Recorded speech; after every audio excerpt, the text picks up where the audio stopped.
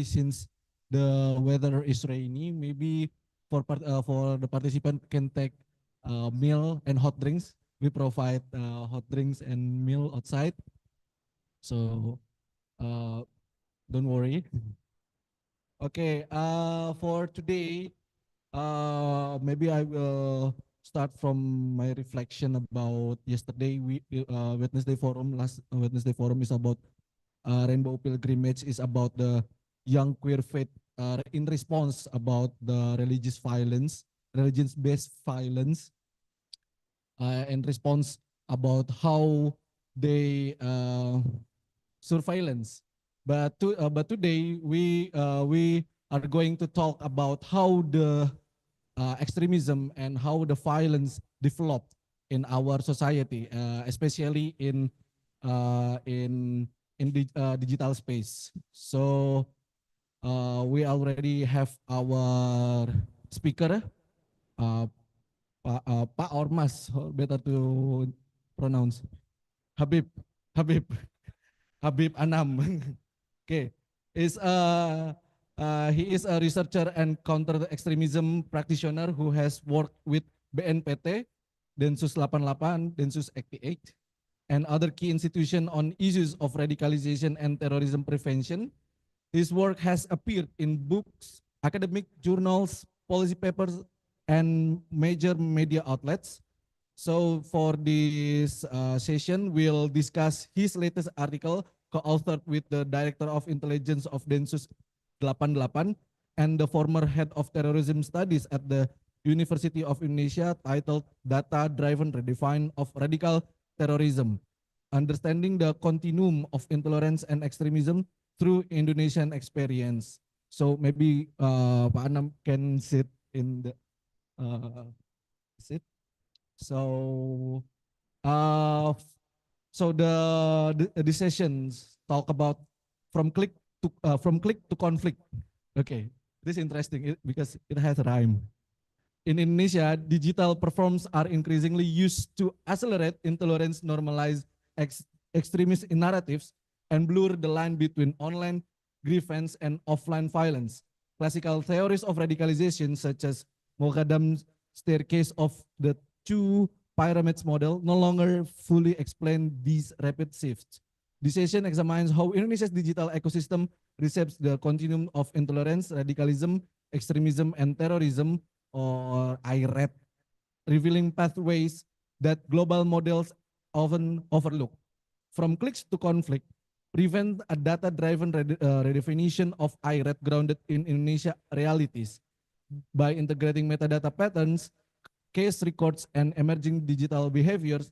This discussion offers a fresh lens of understanding how extremism evolves in the algorithmic age. The stakes are high. Unpacking these shifts is crucial for building adaptive legal frameworks, strengthening societal resilience, and crafting more effective human approach to countering violent extremism in Indonesia today. So for Pak Anam, the floor is yours.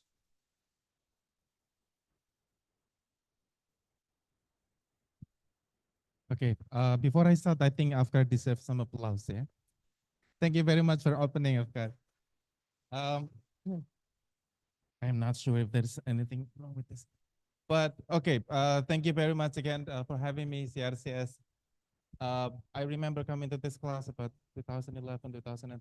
I used to be someone sitting right at the back, taking notes and then hoping that it would be published in CRCS websites. But now here I am, years later. I come back here. So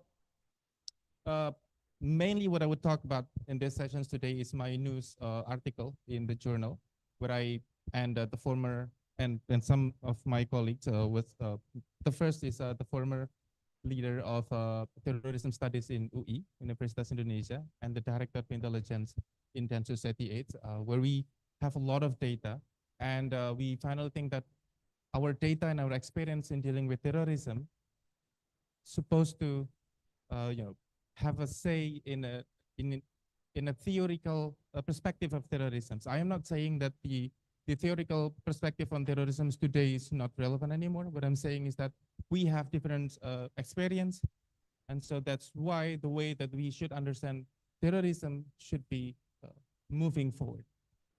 That's what I'm saying. So in these sessions, uh, I'd like to share about my work in my teams, and then how, and maybe who knows that you'd be interested in this, and you would have, like agreement with me that the terrorism is no longer the terrorism that we used to know, or we used to understand it. So first of all, when we talk about terrorism, in Indonesian's perspective, up to now, we do not have a single definition of terrorism. If you come to like rural people and then ask them, what is terrorism? What is terrorism? They would give you answers like really differently. I'll show you some an example. First is that this is terrorist. At least this is how our media call it. This is terror. But this is also terror, right? This is also terror. So like terror with a bombing threat in school terror, yes. Terror in civilian places, yes. Terror with the sexual assault, is that terror too? Okay. When you knock on someone's door randomly, that is also terror. But this is of course terror, 1088. But is this also terror? Our media also call it as the terror, right? I think if you have your ex-girlfriend or your ex-boyfriend who cannot move on without living with you, keep calling you, that's also terror. But should 1088 come in and arrest them? Because you're terror. Also, one very interesting thing is that if you look at this picture, I think you have seen this picture before, have you? These are like 3 ministers appointed in the newly appointed government of HTS, Al-Jalani, under the Sharia news government. So in Syria, they have 2 different governments. The first is a government under the HTS, or Hayat Tahrir al-Sham. The second one is the Danesh. Danesh is Democratic Autonomous Administrations of Northeast Syria. I still remember that. That's really long, yeah? So this 3 guy, if you know, this 3 guy was once called as a terrorist because these 3 persons before, they were like really important person in Al-Qaeda. And so the government would call them as a terrorist, of course. But now, this guy is the Ministry of Anti-Terrorism of HTS government. Not a terrorist anymore, huh? This guy is the media department of the HTS. The media department. So they have like the media department where they used to use this media as a propaganda for the Al-Qaeda. Now they use this for the HTS, which is government-based. And then the other one, this one, I think this one is the Ministry, it is the Ministry of Health, if I'm not mistaken. These 3 were invited in a conference in Tunisia to talk about terrorism threat. They were terrorists at the time. Now they talk about the terrorist threat. Crazy. In Indonesia, we have new term as well, terrorist. Not terrorist, terrorist. Terrorist is Tifa, Roy, and Rizwan. No, seriously, this is what happened. I'm like, what are you guys talking about? Rizwan. And since the early of this week, this Monday, Donald Trump, now they called Ikhwan al-Muslimin, or Muslim Brotherhood, as an official terrorist, at least for the government of Indonesia. So the very question is that, what is terrorism anyway?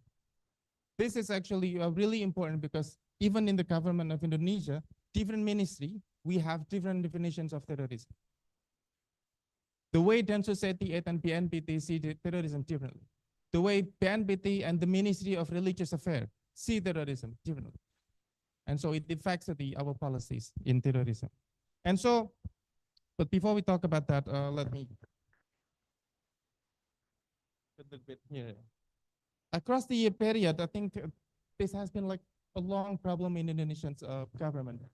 In old order era, we do not have the definition of terrorism. Anything that threat the government would be dealt under the law of subversions. Subversions, rebellion, or separatist movement. That's what happened to the ITI, Permesta, and of course the March 13th movement. Anything that seems to be threat for the government is subversive. No terrorists at the time. We do not know the terrorists. I think even the term terror were not used at the time. But in the New Order era, we use the term terrorist, but not in the legal form. So the government didn't use that as well. And but we still use this 1963 subversive law. That's what we do with the Commando Jihad. If you know Commando Jihad, the one of the oldest like movement with the jihad as their trademark. Borobudur bombing in 1985. Although it was motivated by ideology or religious sentiments, the government still couldn't say it as a terrorist because at the time the term terrorist is not legal. The people used the word terror, but the government did not recognize that at the time. And so in 1998, 2001, this is where the problem actually starts. I think the number at 1998 is very important because if you remember in Indonesia in 1998 was the start of the modern era of religious organization based on jihad and terror. I was quote unquote lucky at the time because in 1998 there were 3 cities or 3 areas in Indonesia that was part of terror attack. The first is Poso, Ambon, and Banyuwangi. I was in Banyuwangi. I know how it felt. But I was kid. I was just like enjoying, I saw ninjas all the time, because ninjas, we didn't have to go to school. Like, thanks to ninja, we don't have to go to mosque to learn. Because in 1998, after 5 o'clock at the afternoon, nobody can go out of the house. You stay in the house. But the case is that when Ambon and Banyuwangi case finished and that the city grew to be they are today, the Poso is still suffering up to today. One of the reasons is that because since 1998, we do not have any law that could, directly deal with the terrorism. We do not even have that. The 1963 law on subversions was removed at that time. We didn't have anything. So at the time, all the criminal act was prosecuted under provision of the criminal code, we call SKUHP, and then therefore, there is no formal legal definition of terrorism. We do not have that. So now the interesting thing is that we come to 2022, where we firstly, in our history, we finally recognize the term terrorism and then we put that in our legal. But this actually has also been part of very interesting debate. Why do we have to start at 2022? Do you think that the Bali bombing was the biggest bomb attack in Indonesia? No, 2000. We had the bigger one. It was when mass churches bombing. A lot of churches were bombed in 2022. Many people were died, but nobody really cared at the time. In 2022, in 2002, story different because in Bali bombing, although the people who died only to 202, but most of them are foreigners. Most of them are Australians. Only 3 from the US, 1 from Russia, and some of the Indonesia. Hundreds are injured, but dead only 202. At the time, the government of Australia, forced Indonesia to really, to do something seriously about terrorism. Let's just put the word terror in Indonesia, in Indonesian's law. So yes, since then, we have 2002, we have the formal regulations on terrorism. In 2003, we even established census 88 at the same time. But the definition at the time was, what is terror? At the time, the terror is the use of violence or threats of violence. So I hurt you is terror. I threat to hurt you is also terror. But not all violence is a terror because there is also here motivated by political or ideological goals only. So if it is not political, it is not goals, it is only your ex-girlfriend or ex-boyfriend don't feel happy without you and then try to hurt you, it's not terror. At least it is not terror that the government would take care of, right? It's your problem, take care of it. The government is busy. And so now we have newest law on terrorism. We have revised that. The last one was in 2018.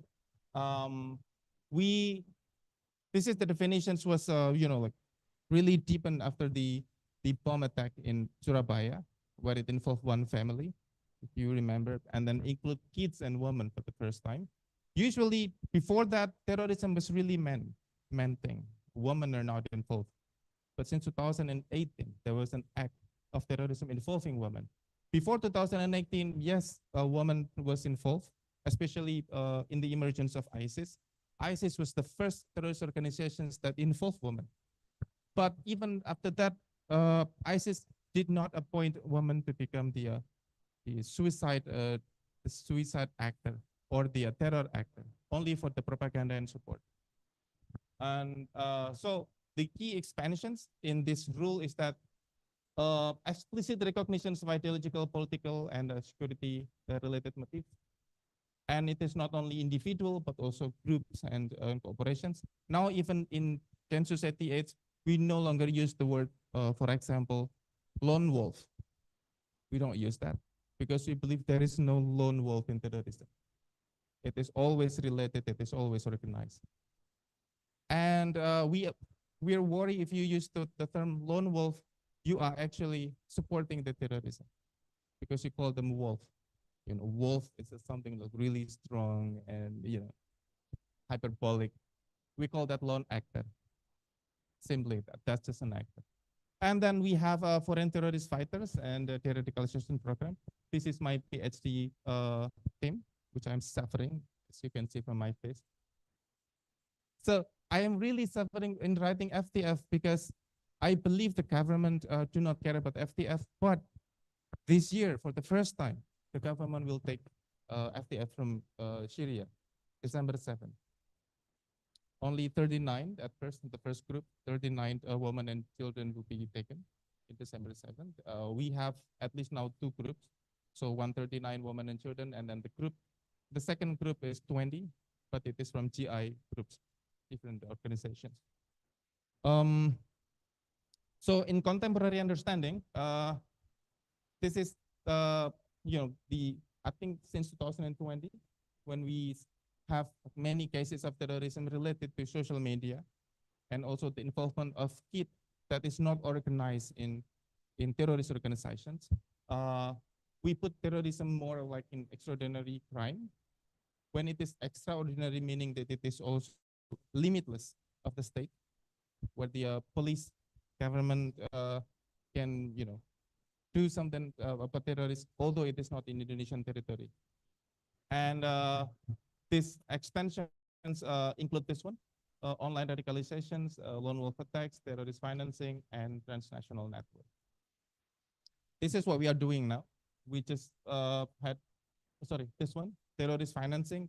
I am working on it since this week. Hopefully next year, the work done, book is published. So I am working on this. I don't know, this is really hard because I have to read a lot of data. And as you can remember, as you can imagine, the first time I worked on this, I was really surprised to know that United Jamaah Islamiyah is the first organizations that pay salary to their members. Terrorist organizations who pay salary. And the salary is crazy. It is crazy because the salary is higher than mine.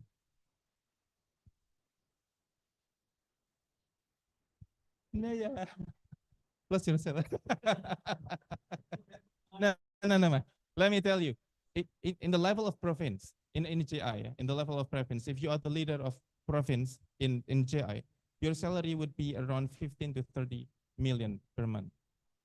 If you lead in this Mantiki, Mantiki is the state, but in GI they have 4 Mantiki. Right? For example, the first Mantiki first included in Kalimantan, Sumatra, Malaysia, and some part of the Singapore. It is 50 million per month. Yes, if you are the leader. If you're not the leader, then your salary rank is not really that far from that. So I think in GI, it is not only religiously motivated. It is just trying to be rational. Yeah. Well, I have to fight for the establishment of Indonesians as a Islamic state, but I have to make sure that my family also happy. right? Because happy wife, happy life. So here's the money. Let me build this Islamic empire. Okay. Then once the Islamic empire built, I will give you more friends, meaning that I will remarry you. Because in Jamaah Islamiyah, you can have more than one wife.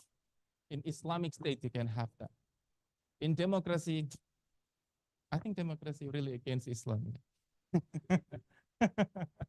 So here's the thing. Although the definitions of terrorism keep changing, but the formal definitions still follow the law, of course.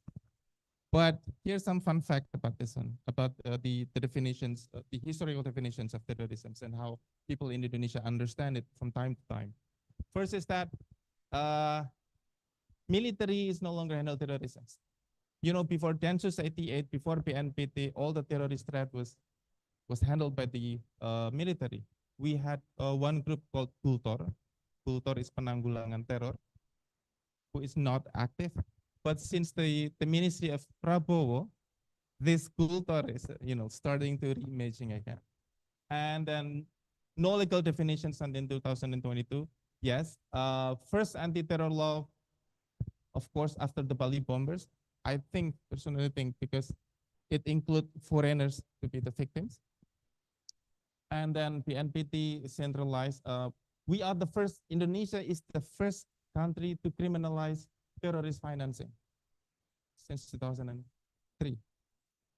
This is hard because most of them are the financing. Usually, most of them use from donations, fundraising for Gaza, for anything. You know, the T-shirts you use is a campaign that terrorist organizations also use. Give money, this is fundraising for Gaza. The money never comes to Gaza. Take off your clothes. So now this is also one of my finding in my thesis, in my PhD thesis, is that although Indonesia actually is a non-repatriative, meaning that we do not take or accept our citizens from Syria to come back to Indonesia, but we quietly take them through the lane of deportations. But this become a problem because if it is not through repatriations, if you come back to Indonesia through deportations, the government cannot put you under the law of terrorism. It is only law under immigrations. So you are not seen as a terrorist, although you have suffered and experienced life with ISIS in Syria. And then corporations now can be legally charged with terrorism. We have many cases on this. And then Indonesian law, this is uniquely includes ideological motive. This is one of the very problematic terms in Indonesian's policy and law, I think. Because if you say, this is violence, but this is not terrorist, this is violent, this is terrorist, because it is based on ideology. What are you talking about? What ideology? What is ideology, right? So, for example, this become a problem because if ideology, if you know this, we have institutional contradictions on OPM, Papua Merdeka. Yeah? According to PNPT intentions have different opinion on this. According to PNPT, OPM is terrorist. According to Densus 88, OPM is not terrorist. We only call them KKB, kelompok kekerasan bersenjata, not terrorist. So if the government institutions are really crazy about it and not agree with the one term, then let alone us as the Indonesians, normal Indonesians, we don't even know it, right? And then other thing is that violent groups like mass organizations, debt collectors, Mata Elang is also one of it. This one is, for example, Grip Jaya, PP, Pemuda Pancasila, they terrorize people all the time. No, come on, yeah? Tukang parkir, they terrorize all the time. You know that parking, man? When we come, they're nowhere, right? Nowhere to be found. Like, this is a safe place. But when we start the car back, and then they already like, you're a freaking terrorist. And then anarcho.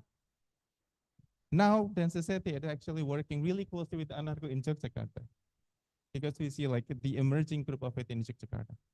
But again, all these groups, although they terrorize people, we cannot call them as terrorists because we believe they are not moved by the ideological perspective or whatsoever. They are the motives are not ideological.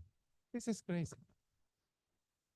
And then so what I worried about is that this is what I've been telling my boss in office.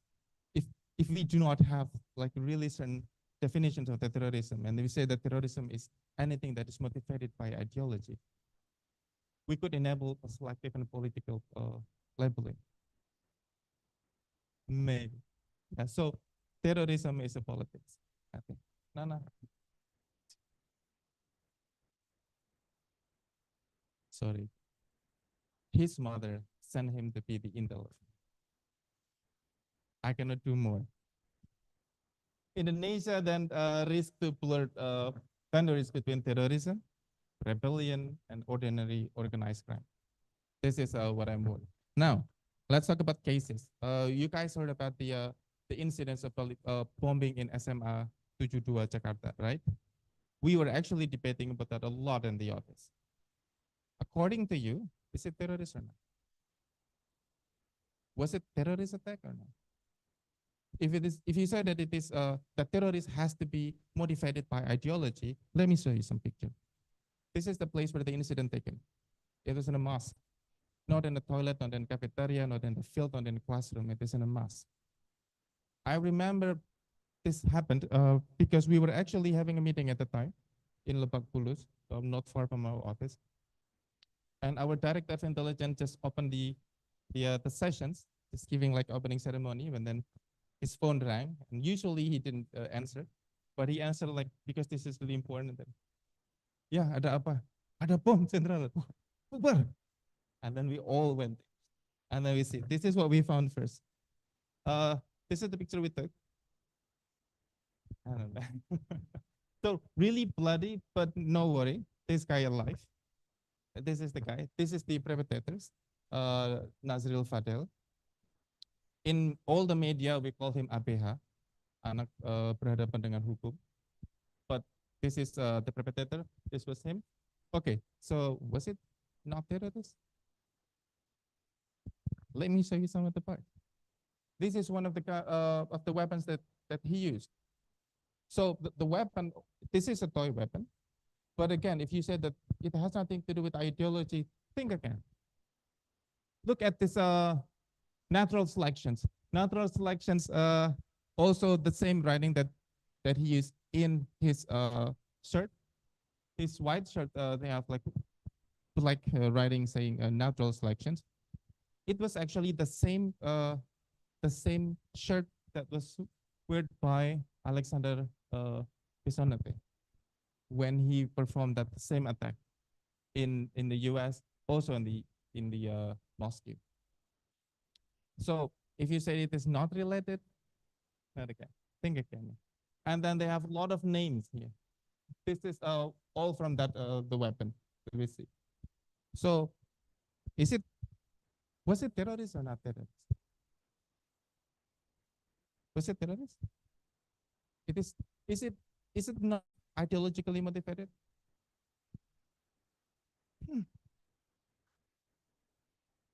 Try the things so that I can have time to slip.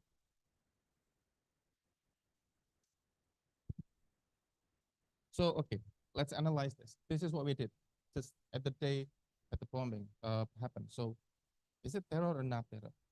Because we had to move really fast. If it is terror, then Densus Society, it had to be terror.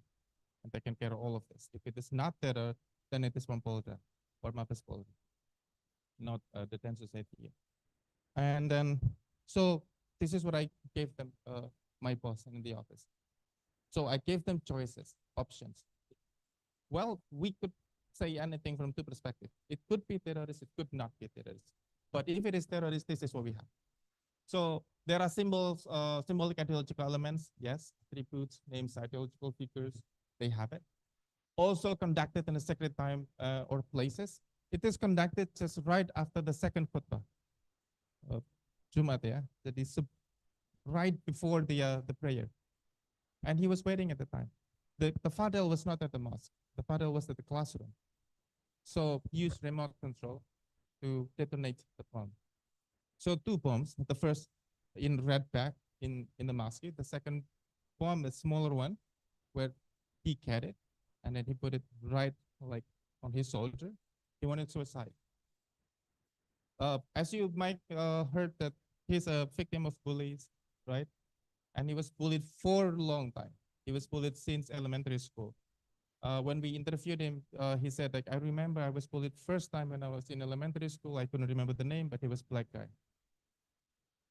And he wanted to die because he felt like at home nobody loved him. Their parents divorced, and then he had one sister who lived with him. He actually had one other brother, but lived with his grandparents in Cilacap. But the one that lived with him was his sister, which he hated the most. So he had this diary book where all the pages said, I hate my sister, I hate my sister. And he think his dad doesn't love him because his dad doesn't spend time enough to hear his story or just to talk to him. As a dad, I think like that's what all dads do. Yeah? We are super tired at home.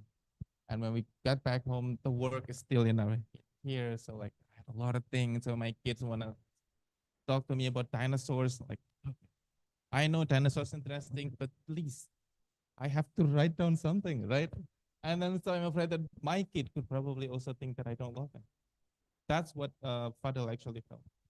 And then so he said, many of his bullies at the time were at the mosque. And he said, now I am ready to die, but I do not want to die alone. I want you all to die with me. And one thing also about this guy is that this guy is suicidal. He tried to suicide 5 to 6 times before, always failed. Now the 7th time also failed. So if for many people life is hard, for Fadil, die is hard. Even to die is hard. Okay, so if you use this, then it is terrorism. But I also give my office options too. This could also be not a terrorist because it is personal motive. It has nothing to do with ideological. In our interrogations with him, he said, I am a Muslim, but when I did that attack, I was not a Muslim. I was just an angry student. So, well, yeah, you say it had nothing to do with religions, but you did that in the mosque and a sacred times as well. No political, ideological, or anti-state objectives. So terror in our law is when the objective is at least political or ideological. If your motive is to ruin the government, that is terrorist. But if only to ruin your school, it is not terrorist. Okay, yeah, that's crazy. But. And then we also see this copycat violence, not a terrorist cell. So he copycat, copycat, yeah, mimicry. Theoretically, we call that mimicry. So he mimicked the person that he idolized, and emotional motives also, not ideological one. But our finding was actually harder. Is that just right after this, we had a lot of social media posting saying that this act of terrorism actually has motivated many of young people to do the same. And I am so forget that I didn't put up the some of screenshots that I had. But the main target is the DPR building. Let's bomb DPR building. We succeed to bomb Sahroni's house. No, this is serious. Nafa Urbas and Eco Patria, right? Now it is time for the DPR. Because even after that incident, after one man died, these three persons got the job back, right? Sahroni got the job back. Nafa Urba got the job. And then young people really angry about it. When I was young, I think I was angry too, but my anger doesn't turn into violence or terrorism. So I think there is something like really, really big happening right now. And that's what we have to see.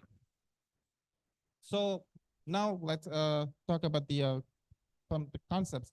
From the study perspective, there are a lot of scholars who wrote about terrorism and tried to theorize what is terrorism. But what we found is that many scholars doesn't agree with this one. At least whether terrorism should be defined by methods, motive, or effects. We do not know what is terrorism. Can we just theorize terrorism from one perspective, from the motives or the effects, right? Many of the scholars don't agree with that. Also, scholars don't agree whether terrorism is strategy, psychological phenomenon, or social process. We don't know, because we also believe a terrorist for one group is a justice warrior for another group, right? My interview with a lot of terrorists or ex-terrorists, they say like the real terrorist is the police. We are not terrorists, we are jihadists. And so I asked many people in Densus 88. I also taught in Akpol Semarang. And I also, students that are police officers. If I believe that khilafah is the truest definitions of government, would I be called as a terrorist? Khilafah are there in the Quran, right? Well, you agree or not, it is there in the Quran. If I believe that democracy is bad and then khilafah is better, would I be called as terrorist? It is my belief. It's just like I wake up in the morning and then feel like I am the most handsome person in Indonesia. Would you call me crazy? What is wrong to believe that I am the handsome? If you don't agree, just don't believe it. See? That's the point. So, but our governments usually don't really take things seriously. They think like, if you support for khilafah, then you're a terrorist. That's what happened with HTI, right? What threat that HTI has given us? Well, they made a lot of good videos on YouTube, yes. A lot of sermons, yes. But if you don't agree, just don't come. Right? They are not like FPA. Also, FBI now, they changed their name from Front Pembela Islam to now Front Persaudaraan Islam. They are still the same guy. They have threat, right? Also, what I really confused is PP, Pemuda Pancasila. Although the name is Pemuda, nobody is Muda. And they're not Pancasila, but they call themselves still Pemuda Pancasila.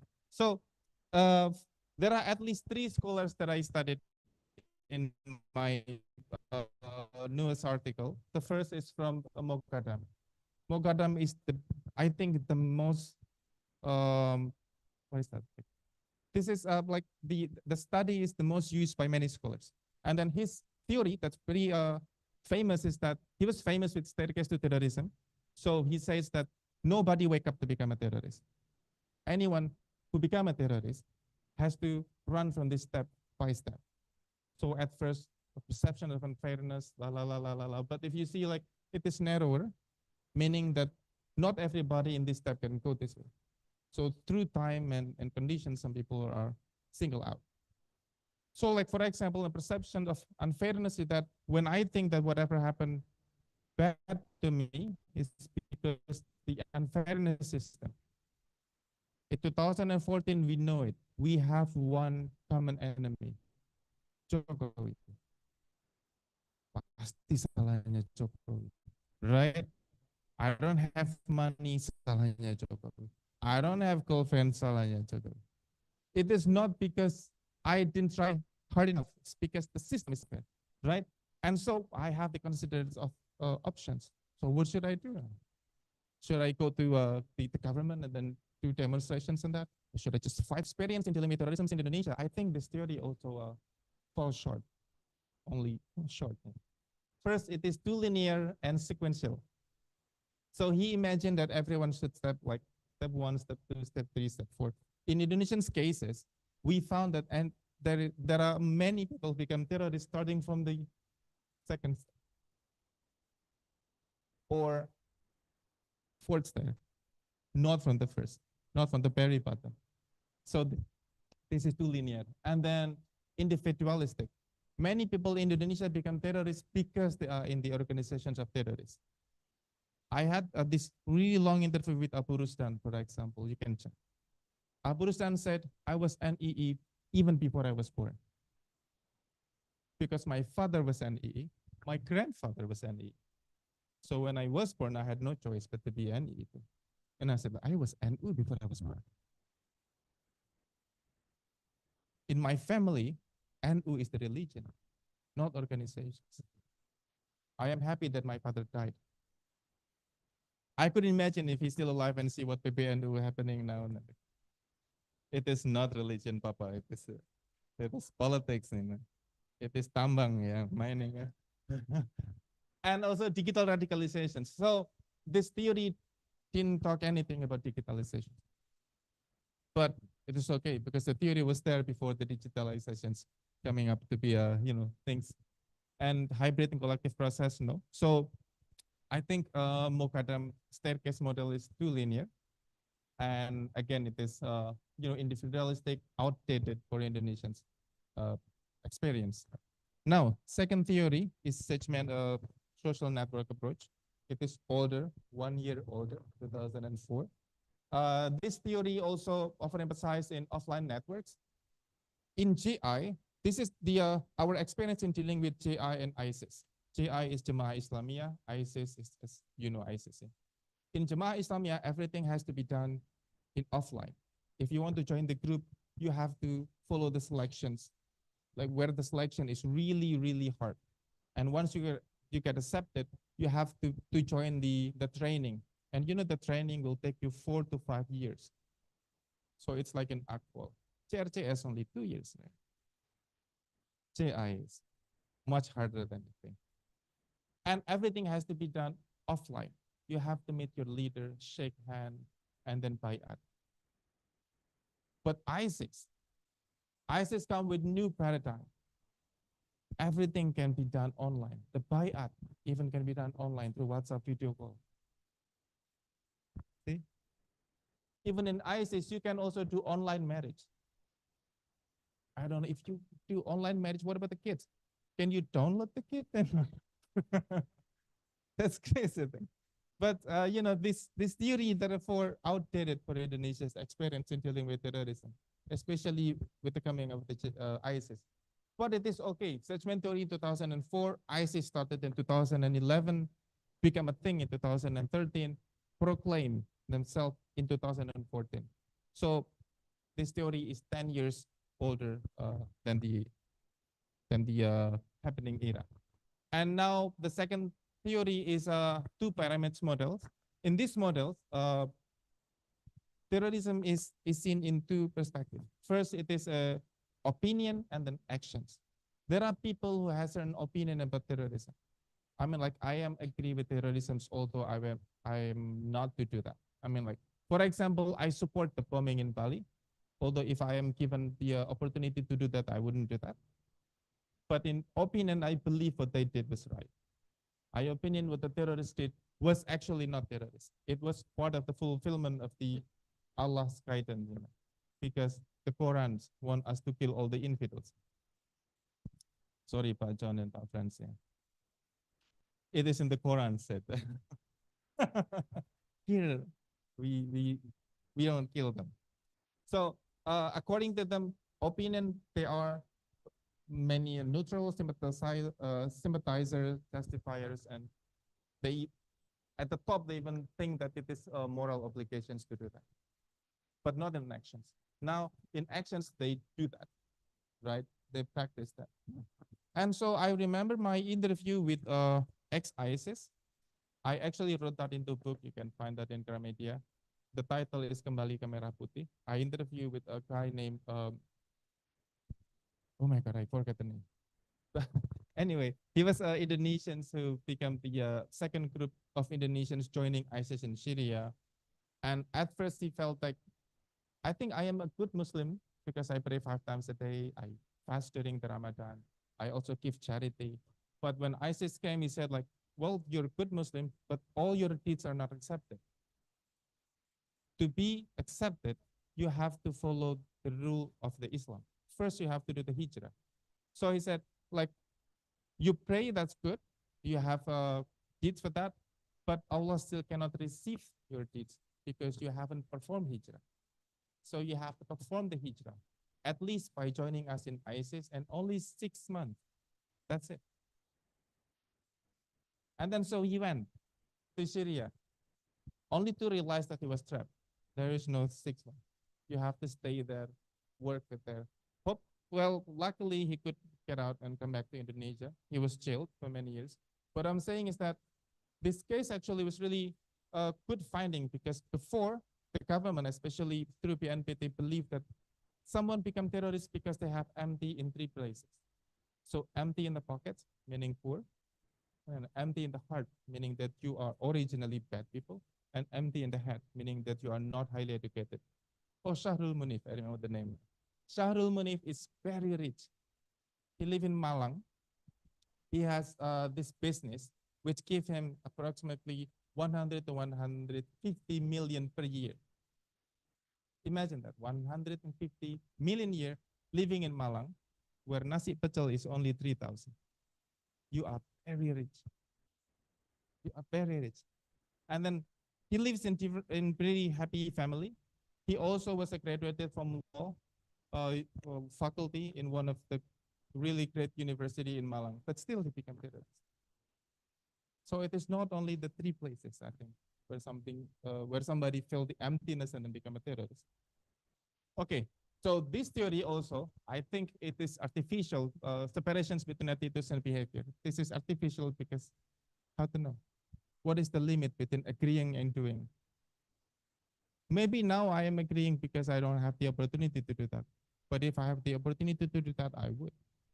Especially if you are offered a promise that if you do the terror attack and then you get killed by that, you will automatically go to heaven. Who wouldn't reject that? Living in Indonesia is hard, right? The government is kafir, the democracy is infidel. No, this is what they said, because I spend many times with them. In my work time, I spend many of my times in the prison speaking with them. And they say, look at Indonesia, the democracy. Because of the democracy, we have the vice presidents who don't even like to read books. He said that. Gibran said that many times, I don't like reading books. Right? That's democracy. Let's fight for Khilafah. In Khilafah, the president, the vice president will be chosen by Allah, inshallah. MashaAllah. And he said, and Anam, you can have more than one wife. Stop it. Okay, it has nothing to do with democracy. That's what always they say. That's what they say. Many times. No, but and then I think it's also focused mainly on individual psychology. As I said, in our finding, many of our finding, there are many people who actually don't really support the idea of terrorism or jihad, but they are in the family or in the group of that. I remember my interview with a lot of Uhti in Poso. If you were in Poso, you would say like Poso is like the next Afghanistan, because the way they dress are really not Indonesians. Many of the Uhti are the second or the third wife or their husband. And I said, are you happy with your marriage? Because you are the third or the second wife. Don't imagine that they live in a mansions with good cars. No, they're really poor. But even though they are poor, the husband keep adding more and more wife. And I say like, well, honestly, I do not want to do that. No woman wants to be the second or the third choices. But this is the obligation. So he said, it's like waking up for subuh prayer. If you are given a choices, whether you will wake up or continue sleeping, you would choose to continue sleeping, right? It is best time to sleep. The best lullaby is subuh prayer call, right? And Jumatan. Oh, Mas Budi. And but if you're given a choice whether you would wake up or continue sleeping, well, honestly, you would continue sleeping. But you realize that it is God that wants you to wake up. Then you have to wake up and pray, right? And then that's what she said. This is God that want me to be the second or third wife of my husband. I don't have choice with that. So they are not supportive, but they don't have choice, right? This is two different things. So I think this theory falls short on that. I am not saying that the theory is wrong. It just falls short. So that's why my article proposed new redefinitions of terrorism. And so this one. So how terrorism is defined in the Indonesian context. We use Indonesians, in Indonesia, we do not put terrorism as one context. It is a continuum. So terrorism cannot stand alone. It is the final stage of IRET. IRET is intolerance, radicalization, extremism, terrorism. And so, at least like this. So intolerance, radical extremism, and terrorism. You cannot just like put terrorism before talking about extremism. But also we have challenge on that. Can't read this yet. But the challenge is that in Indonesian's law, extremism and terrorism is only who have law. So terrorism is under the Undang-Undang Anti-Terorisme. Extremism is under the RAN-PE. This is the presidential stipulations, which renewed annually. So ini bukan undang-undang, diperbarui tiap tahun. But for radicalizations and intolerance, we do not have law under it. So even if I say that you are intolerant, I cannot do anything with you. I mean, the police cannot do anything with you because there is no law. Also radicalizations, there is no law under radicalization. Even like you are radicals. Yes, I am radical, so what? Nothing. I cannot do anything. You are free, right? Because you can only put that in extremism and terrorism. This is our challenge. Terrorism, the police can only arrest you after you perform the terrorist act. If you just like threat, like let's bomb that, but not bombing, they cannot do anything. See, that's crazy part. But of course, we will find other ways to take you. But for that, no, usually not. And so my study was actually based on this, our experience in dealing with these four individuals. These are the four individuals. The first is Sa, which according to us, he belonged to intolerance stage. He was actually Ustad in Central Java. He has a really big sermon community, kelompok pengajian.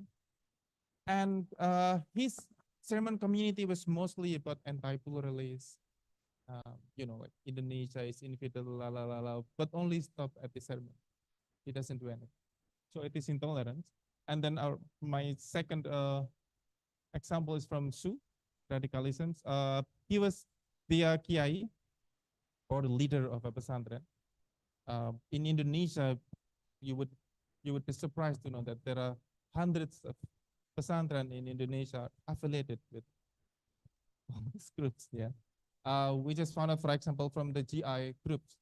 The GI group we found 92 to 97 pesantren with thousands of santri, let alone the alumni. So that's a big challenge. We also had the experience with Haji. He is the covered paramilitary training, like extremism. He was the leader. He was actually the coach for the paramilitary activity. So in Indonesia, many of the extremist group members, they learned how to use weapons, how to conduct war or like anything paramilitary. They even said that our ability is much better than the TNI because they are moved with different motives. The NE probably moved by the motive of career, but for them the motive is religion. It is for my religion. Pak Parawi Jayanto, for example, the former and the last leader of Jamaah Islamiyah, said, if it is not for religions, I wouldn't do this. I remember when I first joined the paramilitary training in Mindanao, I had to pay for myself, and then I had to leave my wife, who is all pregnant. So it is for religion. And Pak Parawi Jayanto was super rich at the time. If you know, Parawi Jayanto was actually the general manager of paper printing for paper money in Kudus. His salary 3 digit, di atas 100 juta. But still, he joined this because he felt like Indonesia is not right. I cannot be rich all alone. I have to make sure that my Muslim fellow also happy. And I cannot do that if I do not establish this Islamic state. See? And so This is our finding in my news article, that intolerance, if the classical model says intolerance is an individual attitude, then in our finding, I propose that intolerance should be expanded to see that this is extend beyond personal attitude. It is institutionalized. If it is only individuals, it is not dangerous, I think, but it is institutionalized. This is institutionalized through pesantren, through public sermons, through pengajian community, and through some ormas who think that Indonesia Syari, la la la la. And many of our finding was actually really interesting because some of the intolerance group now, they do not use Arabic terms in their names. They even use English term to see a little bit infidels or moderns, but they are actually hating the government, hating the democracy. One of our finding, you can check. The name is KIS, Komunitas Istri Strong. No, this is really big community. You can check that. This community is based on, as the name, it is wives inside. Wife is the highest commander general in your household, right? I know that. and now these organizations or this group are coming into us through the wife, because wives are the only entity that never wrong, right? It's only husband that's always wrong. So one of many discussions in this community says like something like, for example, if you want to be a really good wife, the really good wife, if the wife that can, the husband in the way of Allah. So like it is okay if you don't have good job, you don't have good salary, but you always have to pray 5 times a day. You have to believe that jihad is our way. That's what the wife always keep telling the husband. If you want to be a good mother, for example, you have to make sure that the food you give to your kids is a halal food. But how can you make sure that the food is halal if you live not in Islamic state? Right? It's really slow and soft. This is what we found. It is institutionalized. Second is radicalism. So gradual process from the classical model, yes. But in our finding, many people become radical through instant channels, through digital interactions and social media. Many people don't even know about Islam, but they hate the government and they agree with Islam suddenly. Shahrul Munif experience in Syria, he's shocked because he thought everybody in Syria knows Islam because they are there to establish Islamic State. But many of the ISIS members, they don't even know anything about Islam. Not even how many raka'at should we perform when we pray. So he said, one day he asked his fellow, hey, it is time for Maghrib prayer. Let's pray. Oh, Maghrib, let's do that. How many raka'at? You are a Muslim fighter and you don't know how many raka'at for Maghrib. And that many of them don't even recite Quran. So it is not a long process then. It is instantaneous. Because if you are from long process like JI, many of JI members, they recite and memorize Quran. They are ustad. They are khatib in their home. And so it is different. So ISIS changed the map. And then the third is extremism. Usually in classical models, it is defined as internationalizations of violent ideology. Now, with our finding, it is a rise with closed digital subculture, mostly in echo chamber. So it is not for public. In GI experience, GI usually, this is the way how GI recruit members. So they have like a large mass of, pengajian. And then they would see like how many people would actually coming in like really routine. And then they would select that, and then they would make a smaller and smaller group. So the smaller and the more exclusive you are, the more extreme you are. That's when the extremism start. That's what our finding. And then for terrorism, usually it is organized violence aimed at political objective, according to a classical model. But now we found it is hybrid theory. Physical attack combined with online propaganda and cyber operations. Not all terrorist incidents are really bloody terrorist incidents. Some of them are not bloody, but they are edited with the good camera quality and the good video quality. Because the what? Okay, okay. So, and we also add two things about gender roles and transnationalism. Gender roles is really crazy, because many of the, especially in Al-Roj, in our whole camps in Syria, many of the leaders are women, and then many sexual assault are now targeted men, not women, but men, really young men, 14 years old. Because all women want to be pregnant and then they want to have more and more new fighters with them. So it is crazy. It is gender roles. That's what we found. And so this is what we also find characteristic modeling in social media. Let me get close to that. This is our data. This is what I do weekly. This is taken this Monday. So weekly, that's what we do. So we see your status, we see your Twitter accounts. We have access to that. And then what we found is that now, per this week, as you can see, the radical is in 113, really dangerous. With the moderate one still leading, of course, but the number is really low now. And this is what also we found. So this is from YouTube, and this is from X. In X platform, or the Twitter, the radicalization is really high.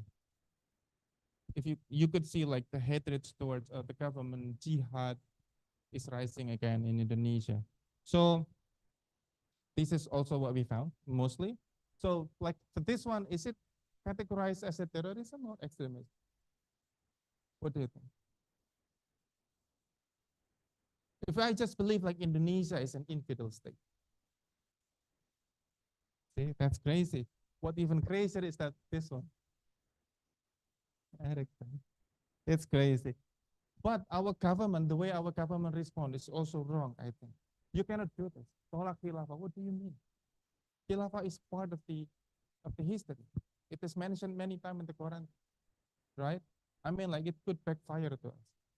And then this one, khilafah ajaran Islam, wajib diperjuangkan. This is fact, right? So I mean, now the propaganda is not false and false, but it is fact plus fact. But what we also usually say is that is delicious plus delicious equal to delicious? No, delicious bakso and delicious tobacco, if you mix that, it is not delicious. So I mean, like all the fact plus fact doesn't equal the fact all the time, right? And then this one, melakukan perjalanan. This is really happening now. There are many pengajian in big cities talking about this. And then this one also starting in Jakarta, happening again. This one. Poligami indah dan mulia. Hey, convert to Islam. So I will take, this is my closing notes. So in our perspective, and this is what I said mostly in my article, is that the terrorism is not isolated phenomenon. So you cannot say, you cannot talk about terrorism without talking about extremism, radicalism, and intolerance at first, because they are in one continent. And then Indonesia, I think now requires a context-driven definition of terrorism. Hopefully we will have like new revised on the law of terrorism. And then prevention must begin long before terrorism emerge, and the only extremism and terrorism have legal frameworks. So that's it from me. This is my contact. If you like to, if you go to Jakarta and you run away from money, then that's it. Thank you very much. Thank you very much. Okay, nice discussion from Mas Anam. Okay, maybe langsung aja ya. Yeah, maybe for discussion and question for three people, maybe raise your hand to respond, to give a question about the discussion. Okay, one, and maybe more, any more? Okay, maybe there.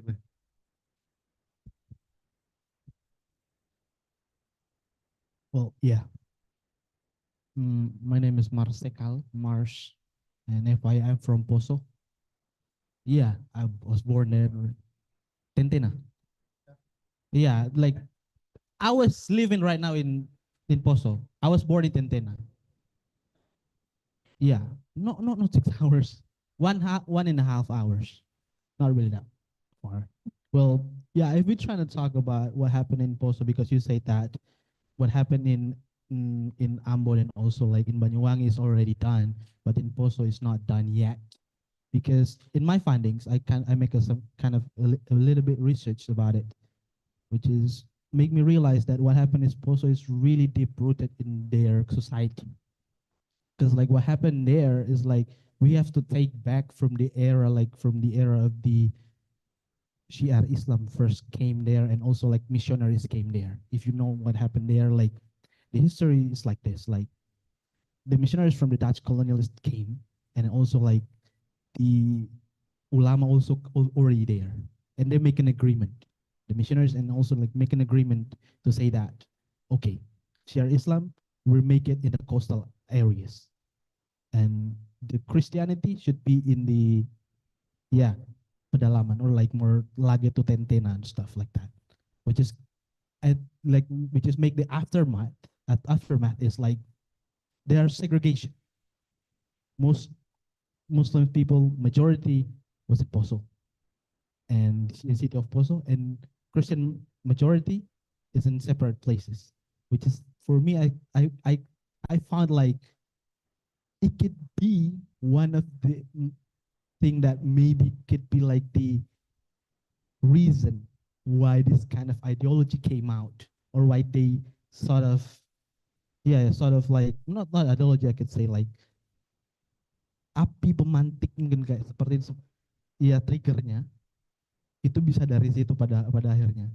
What I found like it's we are afraid, even me at some point I'm afraid to like talk to my friend in Poso because of everything that happened. Yeah, to be honest, 2002. Yeah, yeah. So basically, I read like I heard a lot of stories, like whatsoever, which is then became like I'm afraid to talk to my friends in Islamic friends in Poso at that time. For now, like I'm okay. So that's make us some kind of differentiation between peoples there, and make us like afraid to make an open discussion, even like a bit in this discussion. We just afraid that they will make it's gonna be offensive for them. They're gonna make like they will become angry to us because of that. So that's make, and even like in Christian side, we always like have some kind of extremism at some point, to like having to think that our Muslim friend is always bad to us, which is then not just Islam could be like Islamist also could be the terrorist. The Christian could be the terrorist in Poso, if you're trying to find out truly. So like maybe like one of the thing that I would suggest, maybe like one of the reason that happened in Poso is like deeply rooted in the segregation in what happened in the separated of the region between where the Christians and where the Muslim people lived. Yeah, that's it. It was not a question, sir. It was a statement. Yeah. Okay. But I have different opinion, Marks. I I stayed in Poso long enough. I wrote a book about Poso as well. You can check. I wrote about Adnan Arsal. Adnan Arsal was the leader of Pasukan Putih at the time. It was Muslims troops that fought against Christian troops that was led by Pendeta Damanik. You know him, yeah? Yeah, yeah. Because he was political actor at the time. And so Pak Damanik was leading the red troops, and then Pak Adnan Arsal leading the white troops. And but through my observations at the time, the thing was not the religions much. Before 1998, although people believe in different religions, but they live in harmonies. During the Christmas, for example, it was Muslims who cooked for the Christians. And during the Idul Fitr, it was Christians who also cook for the Muslims. There's no problem. The problem started in 2000 and 2000. Sorry, the problem actually started in 1995. That's at first. There was a stipulation from the regency leader or Bupati that says as a Muslims, we should not shake hand with Christians. 1995. That's the first. It is political. It is not about religion. In 1998, it was started again with the drunk Christians, you know, had a fight with a Muslim guy, and that he was butchered in a mosque. So, and it was in Ramadan. That was the starting point. But according to many people that I interviewed in Poso, they said, well, it was actually politics in regency. So perebutan antara leader of the regency and the vice leader of the regency, bupati dan wakil bupati. Usually, if the leader of the regency is Muslims, then the vice is Christians, and vice versa. But in 1998, it was not. So the Muslims won the regency leader and the vice leader also Muslims, and the Christians want the same. That's where the problem starts. But what become the problem in Poso that Banyuwangi and Ambon finished, but Poso is not, is the Jemaah Islamiyah. Because Jemaah Islamiyah came there from Mindanao. Jemaah Islamiyah came there from the Afghan conflict. They came there, they brought along their money and their weapons. And then they killed too much. And do we have Christians terrorists in Indonesia? We do. From Tentena. I met them, Lars. I went to their homes. They're Christians. They were prisoned for terrorist act. So if you say that, well, actually terrorism is Islamophobic, no. We arrested many non-Muslims. In Tentena, we arrested like almost 20. I think.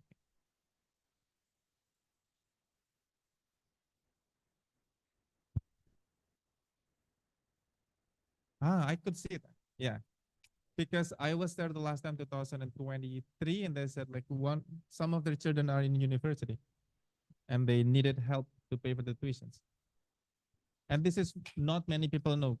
We pay a lot of the tuitions for their children. Now in Jakarta, for example, we took many young people from Poso to study in Jakarta, 150 for free, starting from elementary through finishing university. And that's because we believe that terrorism is not only the act, it's also about the preventions, and the prevention is a long way to go. It will take a lot of money to do that, but something that we have to try.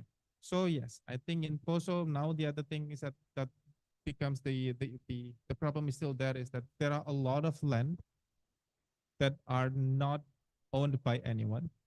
And then this is a really interesting thing. In Poso, we have Pas Pampres. Why? Because there are some land owned by the president.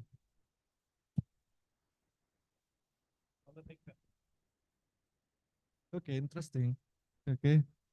Maybe anyone else want to give? Okay.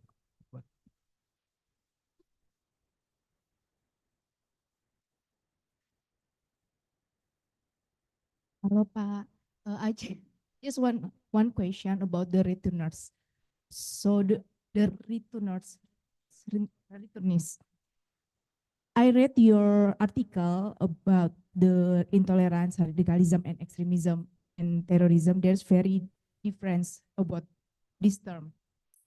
But based on my interview a long time ago with one of returnees, she said that she never want to do the violence. She just want to join to ISIS because she looks Indonesia doesn't fit to her family. So I think that's a new perspective. But based on her, based on my interview, he said like, but government see them, she and she family as a terrorism. And I don't know, it's based on the interview. And she said that her father labeling as a terrorist because her fathers have like training from ISIS. But yeah. Daniel said that to me. So based on your theoretical framework, I think it's a returnist fit in extremism not a terrorism. So, but we actually have two different terms for them. So first is that Indonesians who join ISIS and involved in ISIS activities, including military trainings and military organizations, we call them as a FTF, not terrorists. Yeah. FTF. FTF is foreign terrorist fighters. This term was actually criticized by the ICRC. The ICRC used the term FFF, family of foreign fighters, not terrorists. There is no term of the terrorist, but in Indonesia, we have to use the term of the terrorist. Why? Because we have two institutions using name of terrorist, BNPT and Densus 80. Right? Kalau nggak ada terorisnya, dua institusi ini nggak ada kerjaannya. That's for the first part. But we don't call them as a FTF. So we have two different terms. First is that foreign terrorist fighters, and the second is that Indonesian citizen affiliated with terrorists, with FTF. Dania is the second term. Maybe you have heard as well about Nada Fadila. You can check her story on BBC.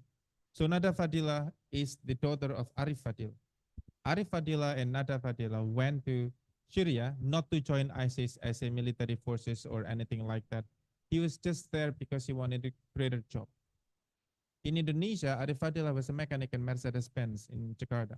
And he said at the time in 2014, while the ISIS building up the new states, he said that ISIS needs more people to come and help them build a state. I remember detailing that because in 2014, I joined PNPT, and my first job at the time was to translate anything from the ISIS in English to Bahasa Indonesia so that my boss can read that. So at the time, ISIS offered a lot of money. For example, if you join the ISIS as a truck driver, only truck driver, 30 million per year.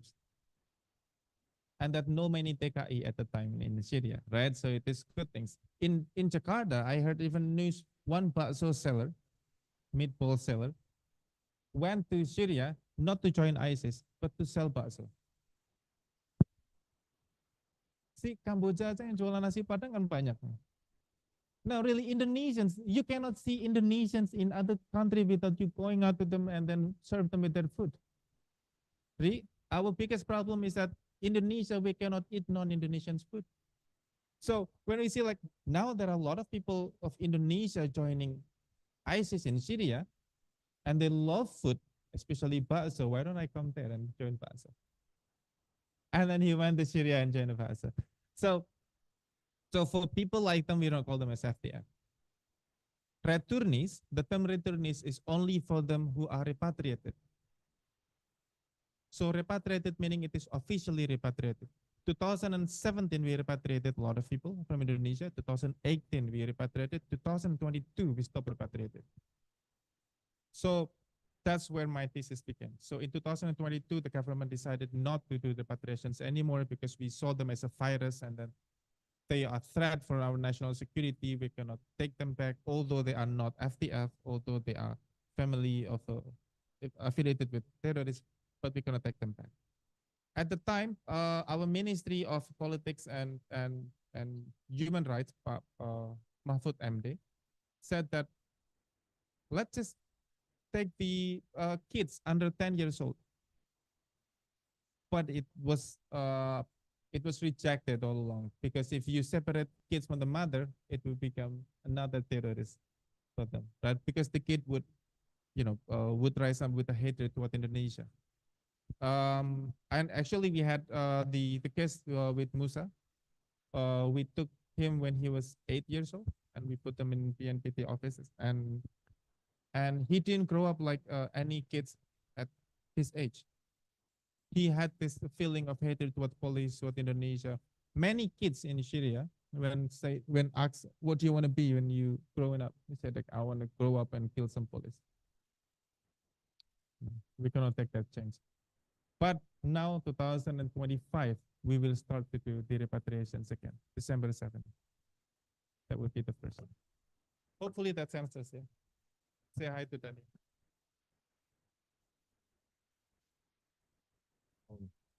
Maybe anyone else want to give a question? Pak Franz? Okay.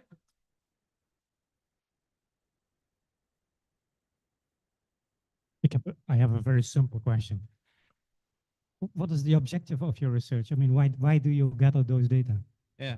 And the second question would be, why do we need a definition? I mean, the first part of your talk was about defining terrorism. Why do we need a definition of terrorism? Yeah.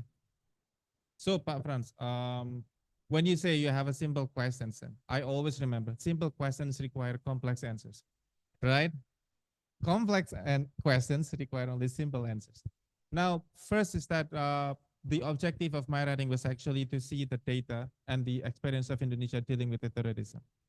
The way we deal with the terrorism is very different, Pak Franz, with a lot of states, especially the US and the Europe. In the US and the Europe, when they deal with the terrorism, they use the hard approach. One of it is by deportations, right? In Indonesia, we cannot deport terrorists because they are Indonesians. Where do we need to, where can we deport them? And then our finding also shows the involvement of women and children. These are new things. In the Asia, it is not that. Sorry. Nana. So that's the first. So our objective is only to see to show our experience in dealing with the terrorism that is different, in hope that by this new experience, people will rethink about the definitions of terrorism. That's the first. The second is that why do we need to redefine terrorism? I think our biggest problem in Indonesia right now is that we do not have a single definition of terrorism. The way the Ministry of Religious Affairs, for example, define terrorism is so much different to the Indonesians' Densus 88.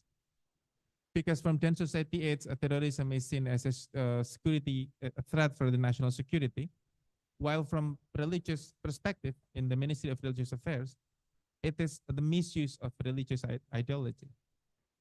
For Densus 88, it doesn't matter whether you use religions or not. As long as it is terrorist, we will arrest you. But and so that's why the way we deal things is different. Now the best example is that because we do not have singular or the same definition of terrorism, Pak Franz, BNPT and Densus 88 see OPM differently. See, according to Densus 88, it is not terrorism. So that's why Densus do not send their troops to Papua New Guinea. But for BNPT, they are terrorists. But BNPT do not have forces to do that. BNPT is only like organizing ministry or state institutions. They do not have police officers. They do not have ability to arrest people. Then we cannot do anything with them. I hope I can answer that. Well, not completely. I mean, do we want to influence policies, or I mean, that is the purpose. Hopefully, by offering this new perspective, the government would redefine the terrorism and they would revise the law on terrorism. Okay.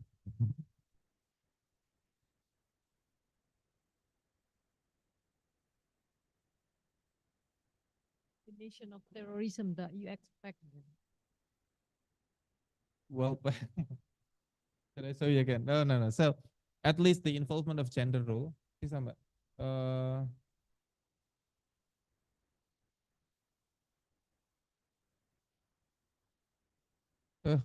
Sorry. This one. So what we hope is that in the new revised law, if that's possible, that we would include gender roles and also transnationalism. That's what we don't have now. So now, for example, we have the case with the repatriations policy. Repatriations would involve transnationalism, right? Because we will take our citizens from different states. And the state is now in conflict. Just as I mentioned earlier a little bit, that now Syria is under HTS government, but the FTF, the camps, the Al-Hol and Al-Roj, are under the Danesh, not the HTS. And Danesh is not official. Danesh is like GAM in Indonesia. So when Prabowo said that we need to take this first group to Indonesia, meaning that we have to go through HTS before going to Danesh, which is hard because Danesh is in conflict with the HTS now. So Practically, it is hard, but if we don't involve this one. Second is gender roles. We have to like really put the definitions on the roles of women, especially, and the involvement of kids. In our current definitions of terrorism, we don't talk about it at all. Our finding says that many of the terrorisms now involve women and kids and also transnationalism. Hopefully, but I think the first objective is that my writing is published so that I can come here. That's the first. And then the second, hopefully, people will consider our experience in dealing with terrorism. The terrorism is no longer two pyramid, or it is like staircase to terrorism is different. We do not need case now. We have digital words now. We have social media. People don't have to understand Islam just to use Islam as their legitimations to do the jihad or whatsoever. So that's it. I'm just proposing new definitions. That's it. Okay, maybe the last one, the last question. Anyone before we close the witness forum? Anyone? Okay.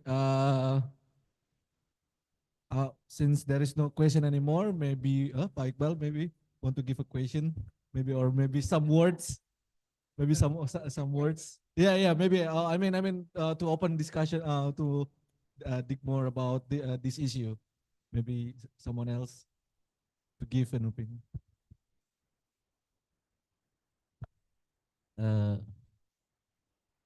Yeah, I think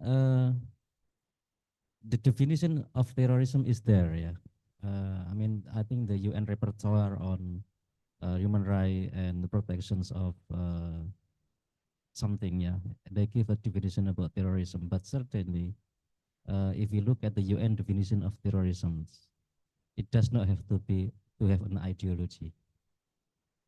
Doesn't have to have an ideology. I mean, because, and for me, it is interesting, Mas Anam, because I talk about problematizing the ideology to Densus long time ago, and they don't like it. They don't like it. Siapa? Yang jenderal polisi, ketua Densus yang lama.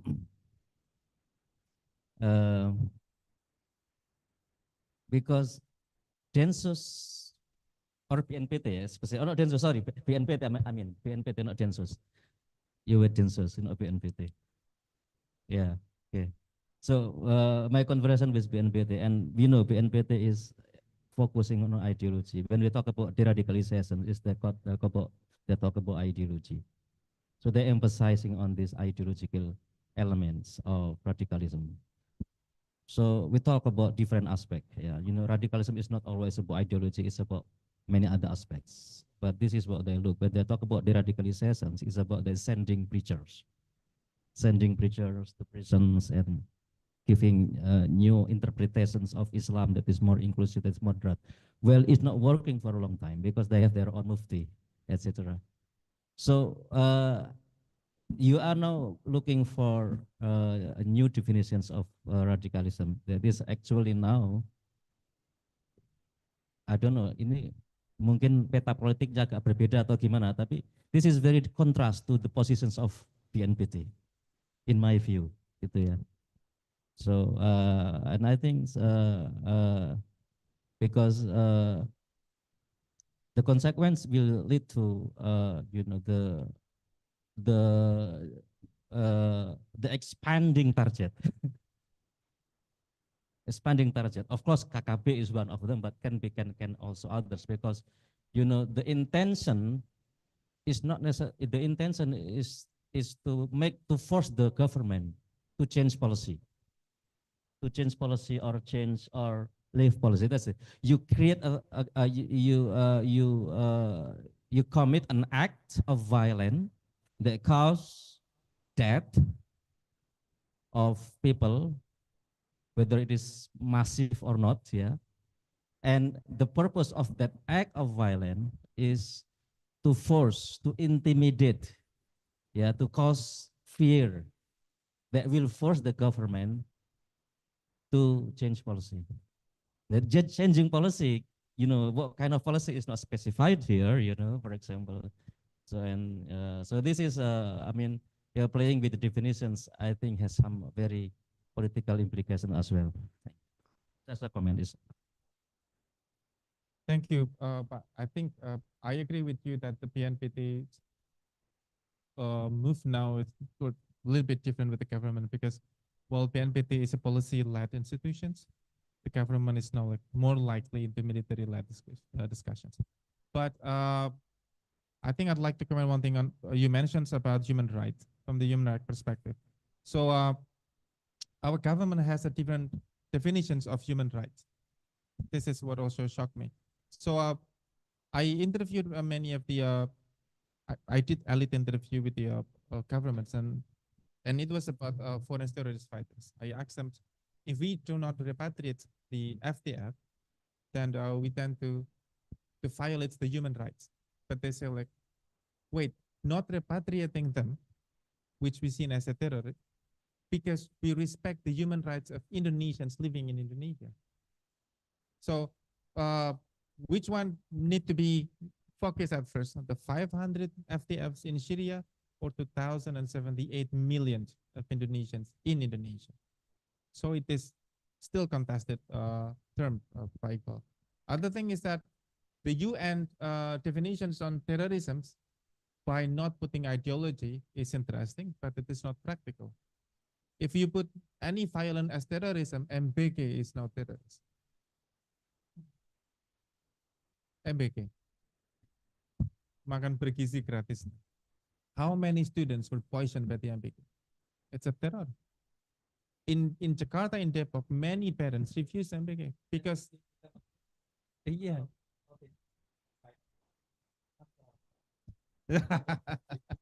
No, so yeah, but what I said in my slide is that I use ormas as a violence. I also use anarcho. Anarcho is very violent, but they are not terrorists. OPM is very terrorist, but not a terrorist. In SMA 72 incidents, the bombing, then society, its statement was clear. The act is terrorist, but the motive is not terrorist. So the act of bombing and hurting other people, although nobody died at the time, is a terror act. But the motive is not terrorist. So if you don't put ideological particle, from the term definitions of the UN that you've mentioned, so we do not see terrorism from the motive perspective. It's only from the act, that's why our law on terrorism flaws. That's why we revised them in 2018. Now with our newest experience in dealing with terrorism, I hope we revise that again by including gender role and transnationalism. That's my comment, Michael, but thank you for adding up. Okay, thank you very much for today explanation. Maybe before we close the Wednesday forum today, maybe we have a gift for Pak Anam. We have a gift. Maybe Pak Iqbal can move forward. Give the.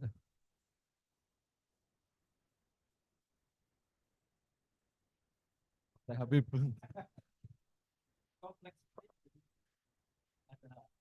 Ada apa namanya? Ada flash disk, ada mouse, ada keyboard.